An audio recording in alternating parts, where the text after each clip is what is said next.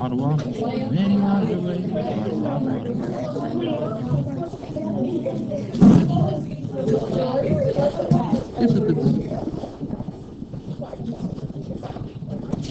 Sorry.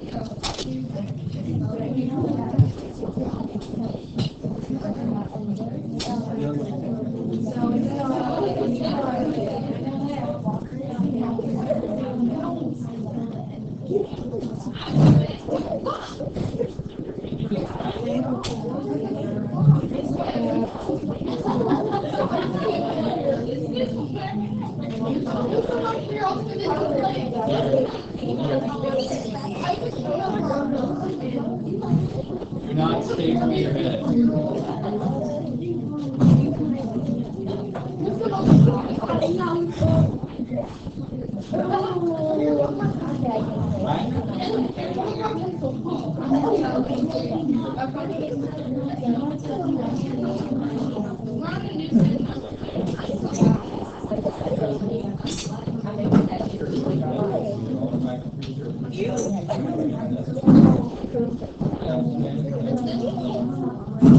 Continuing the same set of notes, just new people.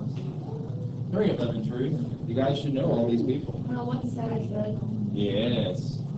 In fact, you might want to make this part of the words for your section 1, because you should know who they are.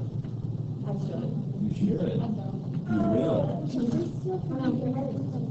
You what? Spain's empire in Europe.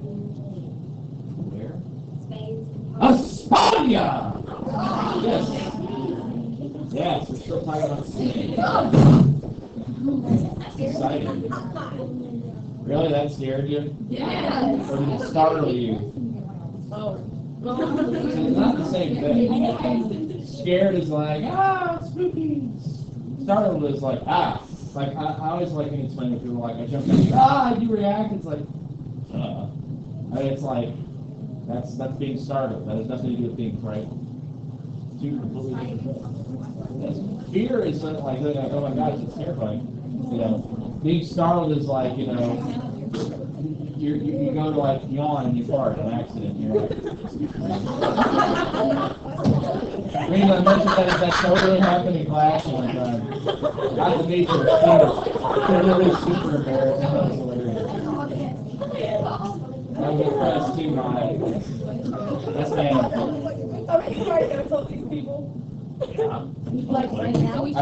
What you choose to do is up to you. But I'm talking about it. Yeah, you want to talk about it. How much space? I don't know. It depends on how big you write. How many lines? Depends on how big you write. What if you write small? I don't know, probably one. Depends on how small. How much are you talking about? I'm talking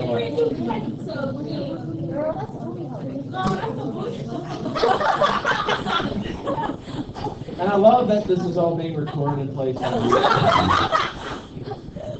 I know there's just some parent at home right now just frowning. That's my daughter. I remember one year, like a parent, like was telling us, like, so this is what you do all day. Yeah. El Greco means the Greek. El Greco. It's like Greek, but So it does mean the Greek. it literally means the Greek, yeah. The actual dude's name, don't worry about it, because I don't even remember what it is, and it's Greek. That's why I called him the Greek. He's a dude who was a painter in Spain, one of the most famous painters during the court of Philip II. He painted in a particularly vibrant way. I'll show you a picture here just a minute. But he also really tried to embody the spirit of Spain as a religious place.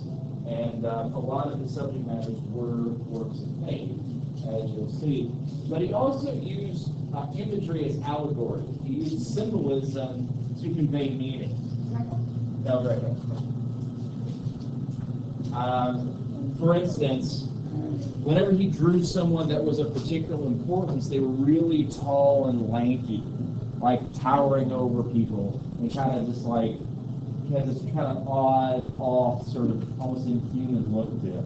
That was intentional to set them apart from other things. He also used very contrasting colors, like very darks and very lights in the same painting. You'll see here in just a second. So you can see what I'm talking about, yeah? I mean, that dude'd be pale. And there ain't no Spaniard that's that pale, I'll tell you what. But even like the yellow, like stands out, draws the attention. Oh my goodness, the finery in the center of the painting. And it's like, is that a dead dude? Yes, it is. But that again was kind of the subject matter. Again, this sort of differences in figures and things like that. So the style of El Greco is going to influence the works of other years to come. But also he stands out as one of the most significant of the Spanish painters. Velasquez, however, was one of the most important of basically a later king. But his significance was history. Velasquez. I know that. Yeah, will you go back so I can spell that? Really? It took you guys that long to I write left 3 words? space. How much space did you leave? Well, I was gonna write and then I left all the space. yeah, I left all the space and then I was gonna go. I was thinking you go back. That's funny. That's funny. What's the last guy's name? Velasquez. I'm gonna take a picture of it so you don't say that. Anyway, he's another contributor to the arts of Spain. And again, this is kind of driving the new techniques and everything like that. Now, his particular interest was history. Not really in history, actually. From our perspective, it's history. More like current events would be the better frame. For instance, there's a famous painting of his at the Siege of Breda, which I'm going to show you here in just a second. But he showed contemporary pictures in a way that was meant to be. It was meant to portray some emotions, but also in a way that was sort of acting as a way of showing history, sort of almost photographic. But its subjects include different types of military campaigns, things like that. And in particular, this shows the siege of the city of Breda. And in particular of interest is the Spanish troops over here to the right. Because, yeah, you've got these really rich people in the front, but you've got these kind of nobodies, kind of runt soldiers in the back, and that was not very common. That showed that this is something that, again, is kind of significant, portraying things in a way that's believable. In addition, this shows the Spanish system of war, which was the heresy. Yeah.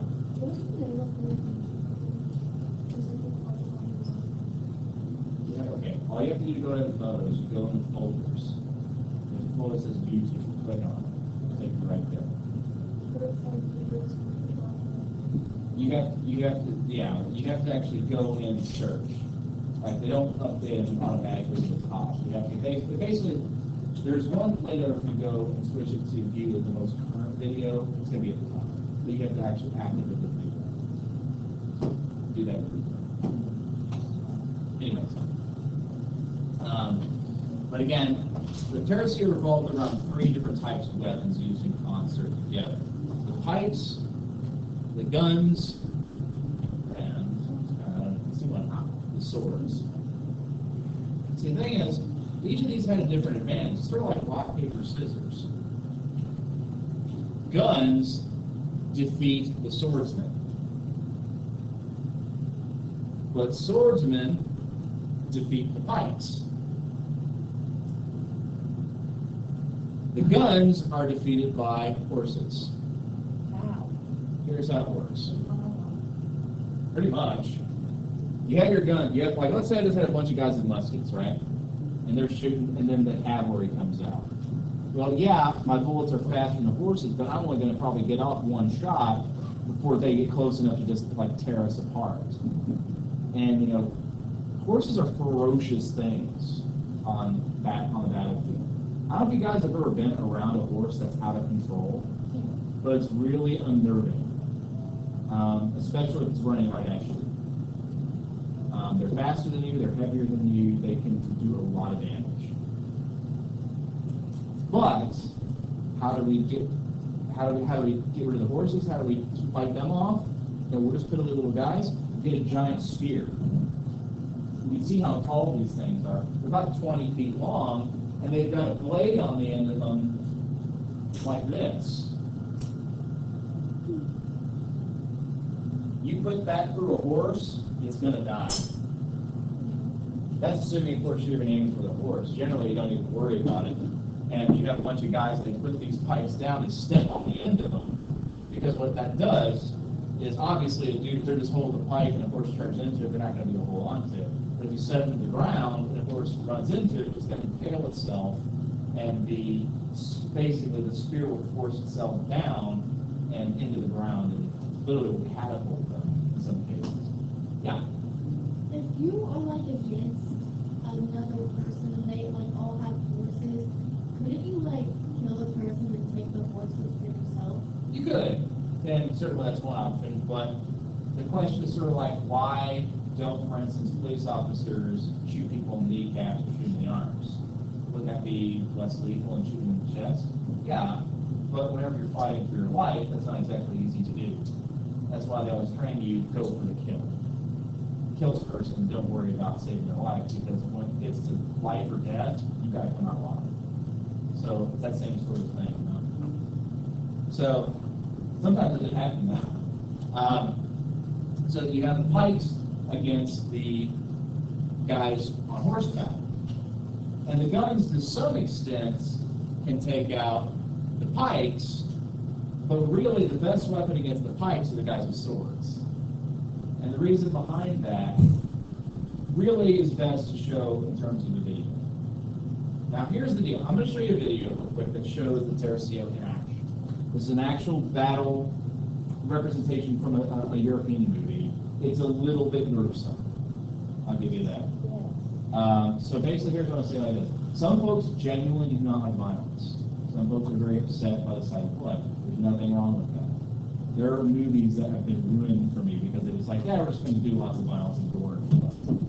I just think it's tasteless. But for me personally, when I see something historical like this, to me, they're not trying to be gratuitous. They're showing up, this is how it actually was. This is what the world was like. And if we're going to understand why war is a bad thing, it's kind of important. But I digress. That's my choice. You guys have your own choices. If you decide you don't want to watch it, guys, there's the door. I'll let you know when we're done, and there's no questions asked. I'm not worried about it at all. This is just kind of showing you this painting in action. Does that make sense? So it's entirely up to you guys. No stigma whatsoever. Heck, if you guys want to do like this, no shame. I was showing the sociology guys this thing on plastic surgery, and they took this dude's face off.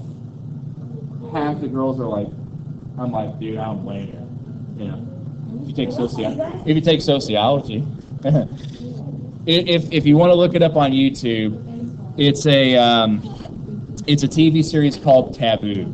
I love Taboo. It's so amazing. It's a great show. I'm so impressed. All right, I don't know how this is. Although I will say it's very depressing. It's the movie is called A la Triste. I cannot recommend it to you because it's rated R. But it's a very good movie if you can find it. It's A la Triste.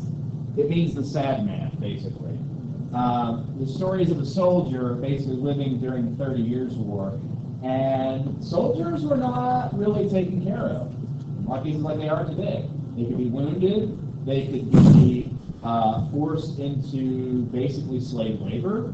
In a lot of cases, they were supposed to be paid. They weren't for like months on end. Life was very, very hard as a soldier. And this guy like ends up at the very beginning of the movie fighting this battle. His best friend, who's in the unit with him, dies and asks Alatrice to watch after his son. He does so. His son wants to become a soldier, and Alatrice is like, absolutely not. You're going to do what your father wanted you to become a scribe, which is, basically a secretary. And so you're going to do all this stuff. And it's kind of an interesting battle because at the very end, all this terrible stuff happens and it's very sad. But it also shows Spain during its glorious age and some battles like this, and it's very, very well done, especially in terms of the hand-to-hand combat. The guy who did it is probably the most famous choreographer ever to live. And again, there's lot of hand-to-hand stuff that you see. People tend to think of fighting being like guys charging and smashing people, have swords. No, it was like wrestling with weapons. That's tended to be what went down. Yeah. Is there a lot like gore like that? Like, did we just watch it because we love No. Not just that. There's actually a little bit more gruesome parts. That's one of the reasons I didn't feel too bad showing that particular scene, because it's more about positioning rather than the actual like gore. Because that means that what you guys just saw, that's like what's on TV. That's not a big deal. But there are some other scenes that are a little bit more gruesome. Like especially because there's like parts because you got a knife, right? And you stab a guy with it. But the thing is, like, it's not just stabbing your gun. Like these guys, like step, like they just covered in gore because you're trying to kill the guy.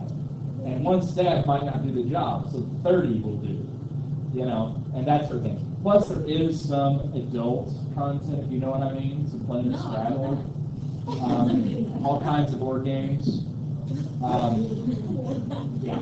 And so, that sort of thing. Actually, to be perfectly honest, that's only one scene, but it's a little bit graphic, so, anyways. Yeah.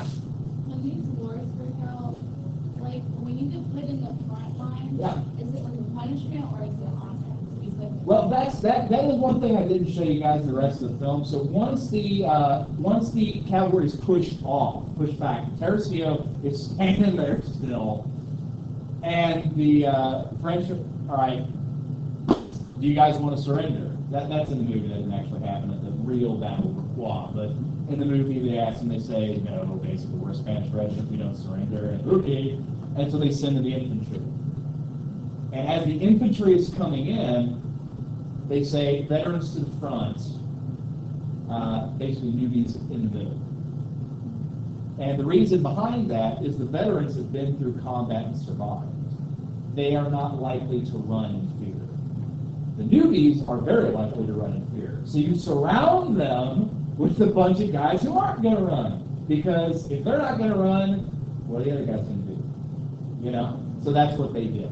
A lot of times your frontline troops were your elites. Now that's not always the case. There's a term called cannon fodder. These are your soldiers you don't really care about. You send them to attack cannons because they're going to be decimated. That's okay. They're expendable. Which is completely inhumane, right? Yeah. But the thing is, this is how the Civil War was won. Stonewall Jackson and Robert E. Lee and a lot of these Confederate generals were brilliant military tacticians. They were underdogs, and they nearly won the Civil War. And then you get to Ulysses S. Grant, who was not a brilliant tactician. But you know what he did have on his hand? A lot of Irish immigrants. A lot of people who were poor and desperate and needed a living. So the military recruiters were standing on the docks, and you have these Irish immigrants, hey, welcome to America. You're a citizen now. Here's some bread. I'm sorry if you're hungry, things like that. Would you like a job? Yes, I would. Fantastic. The military recruiters right over there, and then they get off one boat, sign up, get their uniform, get their gun, get another boat, and go to the south. Where Grant just threw them at cannons all day. Basically the whole idea, they'll run out of ammunition before too long, and it worked. So when you look at it, is it brutal? Yes. Is it horrible? Yes. But it's effective. And that's what they did. So but this type of fighting is going to ensure, the Tercio is going to ensure Spain's domination of Europe for basically 100 years. It's not really overthrown until you start incorporating new tactics and changes in all kinds of weapons. We tend to think of guns as being relatively simple things that are not. They're highly advanced pieces of technology with all kinds of things going on, and they are going to develop pretty significantly over the next 300 years. To put into perspective, do you guys know what the most effective gun ever invented is? No. That's vague. I mean weapon specifics.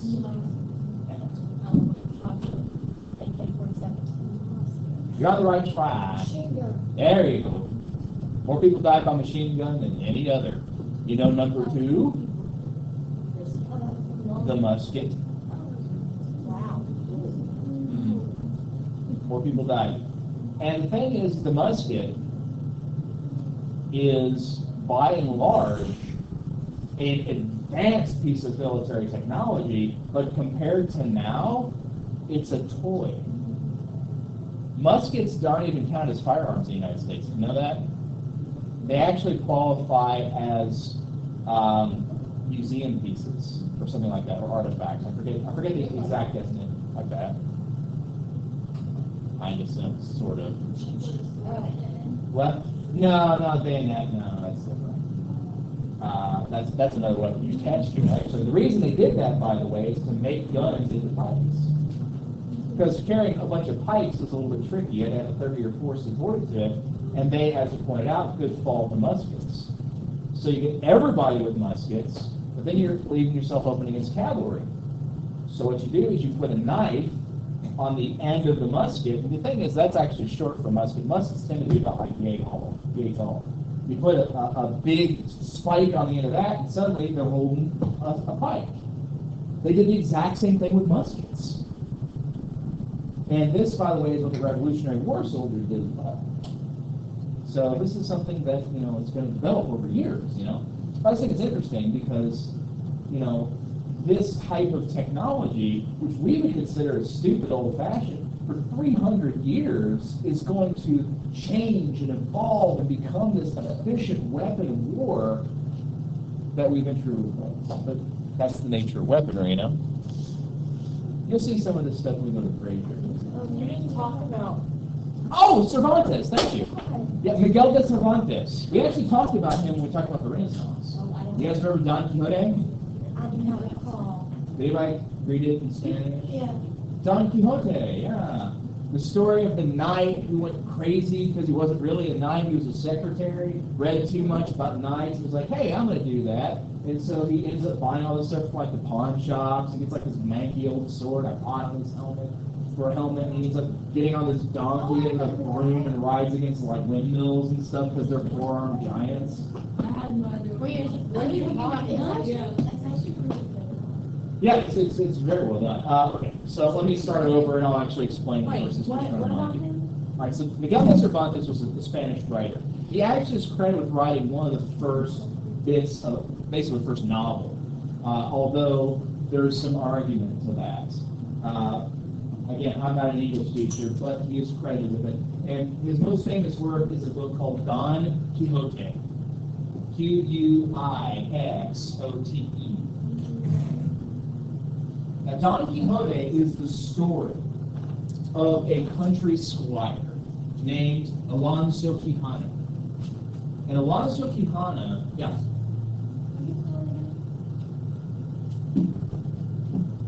Sure thing.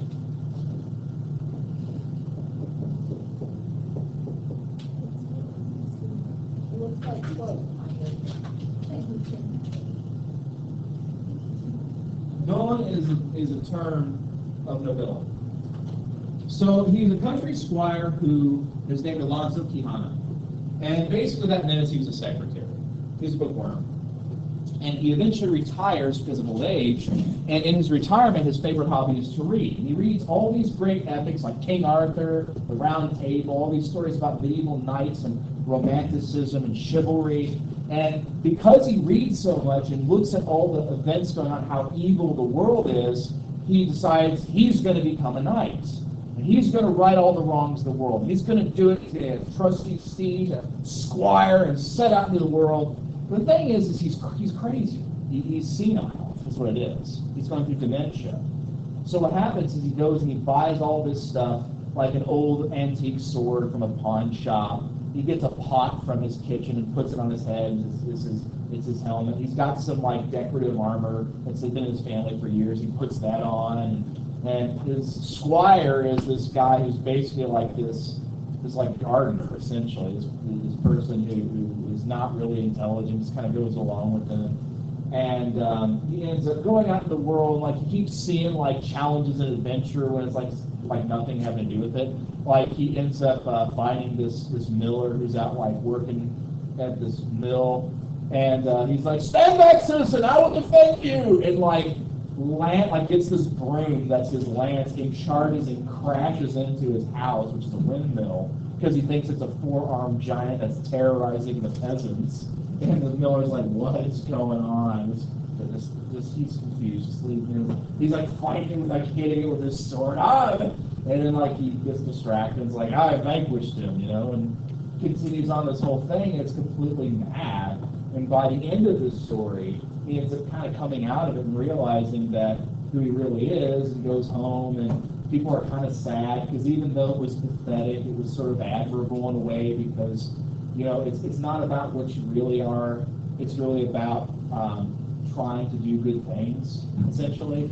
And so what it was making fun of the medieval conventions of chivalry and things like that, but also kind of setting this interesting state of being about, being better than what we really are. So it's a very good book. I highly recommend it, although it was definitely kind of dated. It's still really good. And as I said, it's famous for this work because it really is one of these first tales that's for fun. Because consider this, every book we've discussed to this point has been educational. Every book is about learning. People do not read because it is entertaining. Miguel de Cervantes changes that. So, The Rise of Absolutism. If you look at page 160, it'll go into this a little bit more detail. But a couple things happened because of this. There's a few things that helped to give rise, I should say, to absolutism. One, the power of the church is weakened. What is absolutism? Remember how I showed you the graph yesterday between the two different types of monarchy, absolute and relative, or limited? Absolute is absolutism, absolute monarchies. Yeah. So, for instance, the church had all the power for a long time. The reason behind that is, basic. Okay. No, I think there's a little gear you can wind it. You're right. Oh no, yours is not exposed. Dang.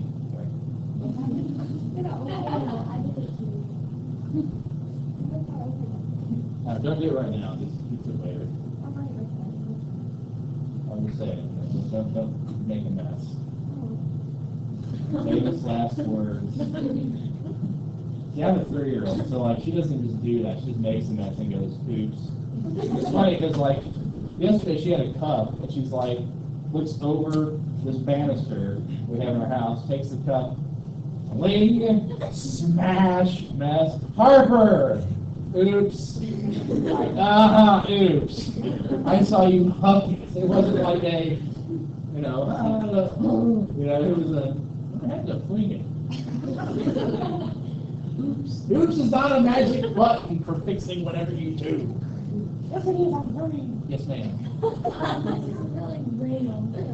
But my sister, you saw her, and she said that your wife used to sew. Did she still do that for you? Not very often, but she used to, yeah. She said she used to sew for you. True. Yeah, generally what happened with that is I was going Kuna. Because for a long time, Sarah wanted to be a teacher, but then she got into pharmacy. So. Like you do. It's funny how many jobs you can do have no, you just have to have an odd degree, but you don't necessarily have to have a degree in it. And she says that sometimes kind of ironic. She's like, I have a history degree, but I'm not messing with people's drugs. She used to say she was a drug dealer's assistant. And she's a pharmacy technician.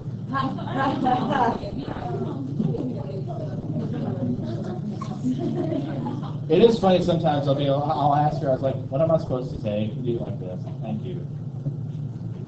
Yeah, no. Anyway, when we talked about the middle class supporting the king, whenever in Spain they stopped doing that. So, moving on, we're going to talk about France.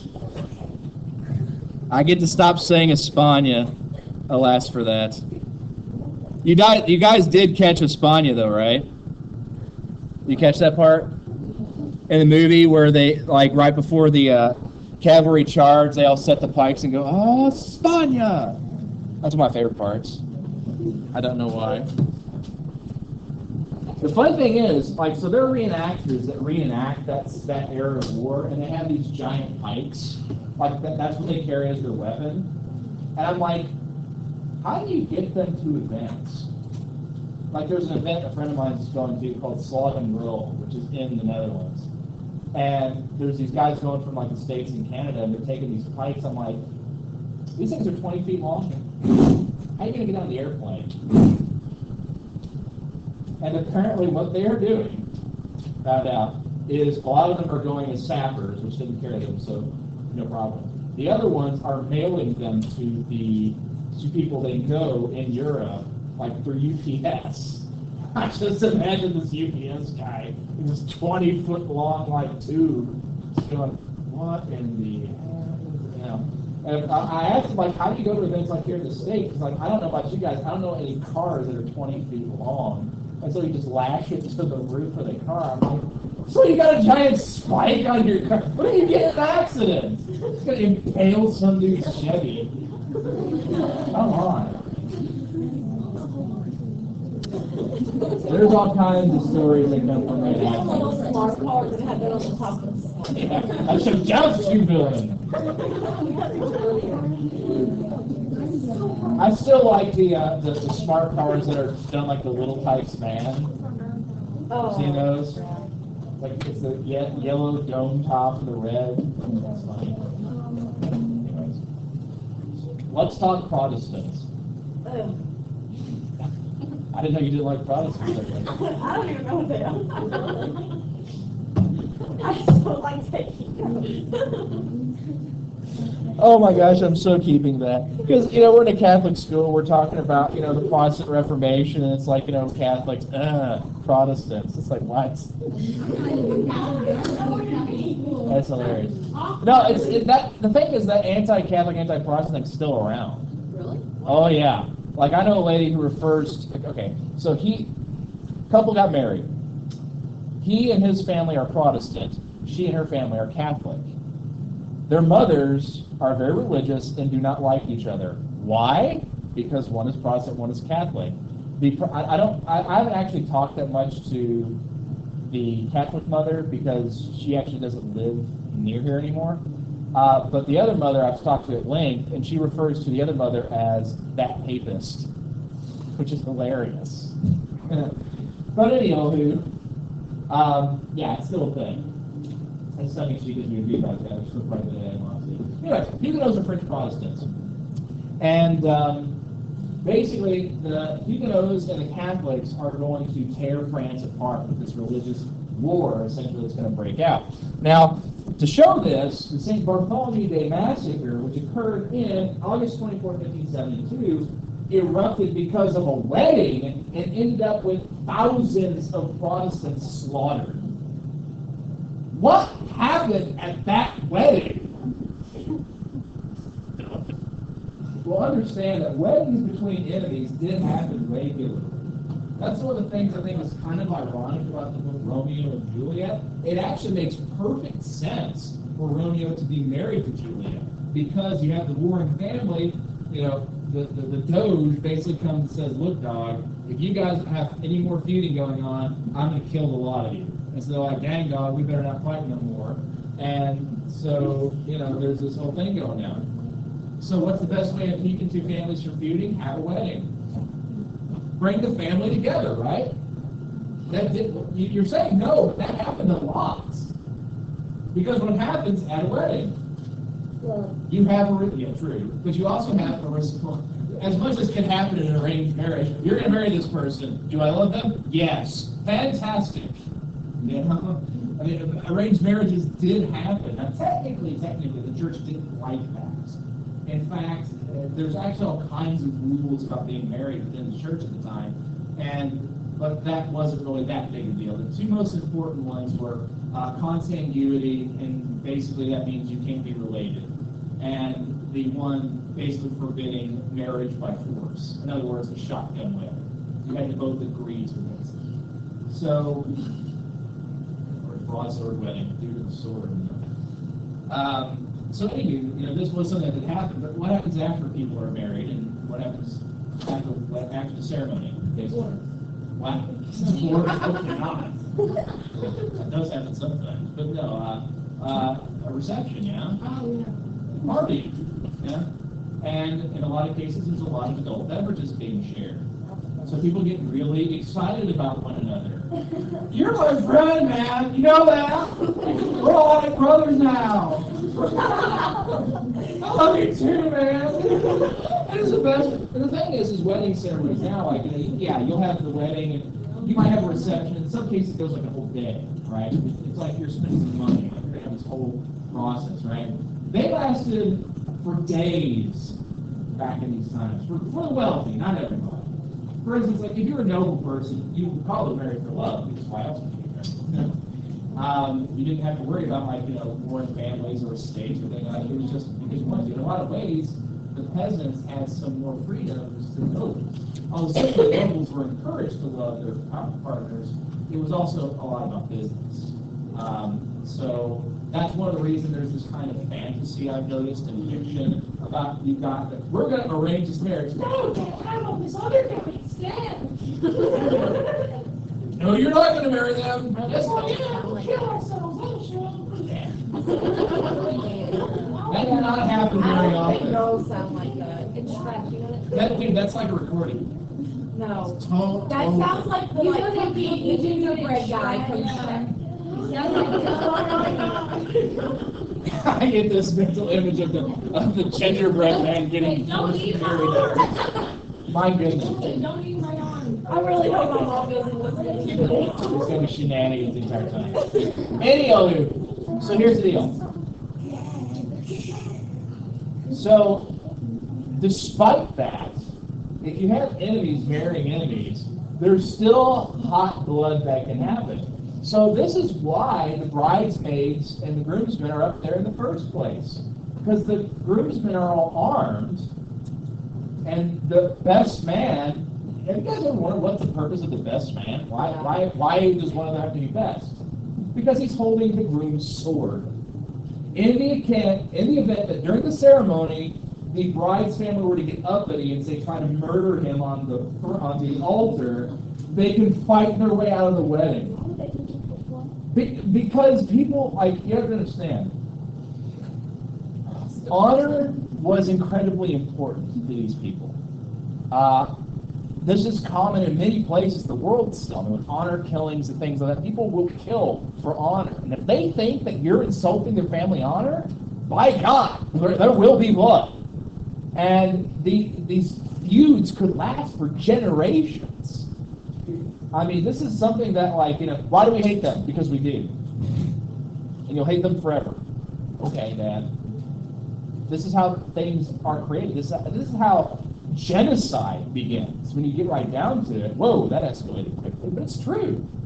Think about it. If you look at Palestine, Muslims and Jews hating each other, they've been doing it for centuries. Just us going and saying, everyone be nice, is not going to solve international problems. We don't know how to do this yet, but we're working at it, So this is something we have to realize by looking back and saying, what's going to work? How do we fix this and get to the heart of it? But anyways, so what happens is the St. Bartholomew's Day Massacre shows just how bad the religious tension was in Europe, in France, until the reign of this guy. King Henry, another one. This time Henry IV. Now here's the deal about the number.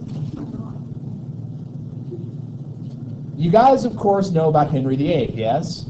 He was an English Henry. Not the same thing as I saw that. You should say it during your next. I'm not doing that.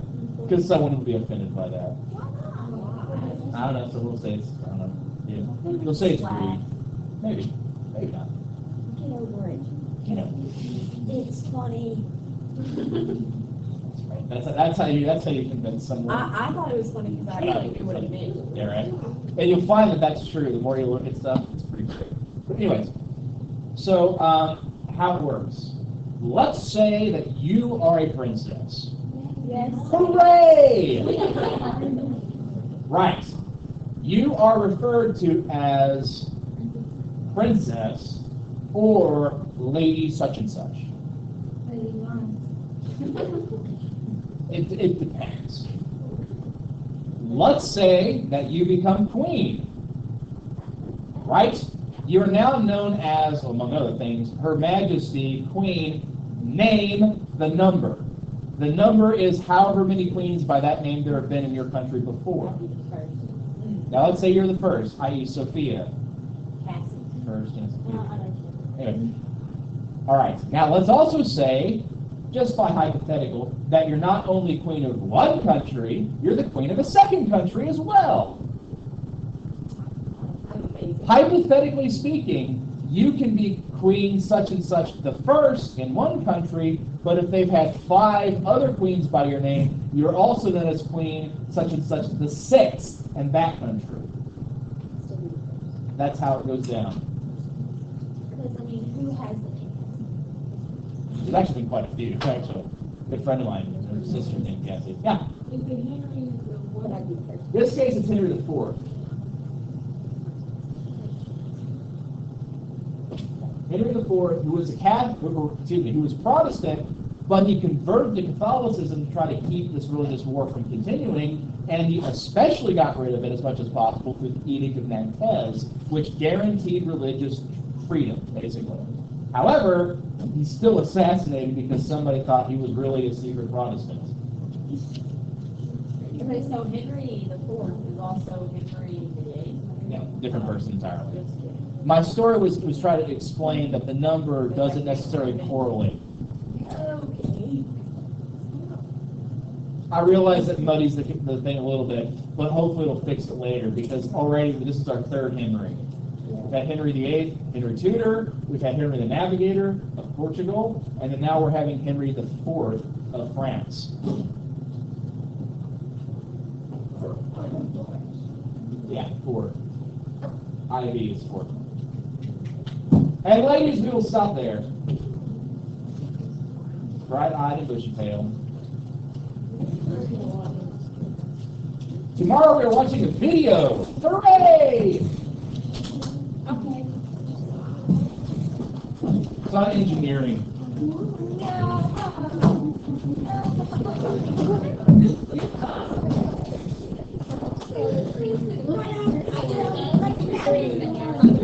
Or a swale.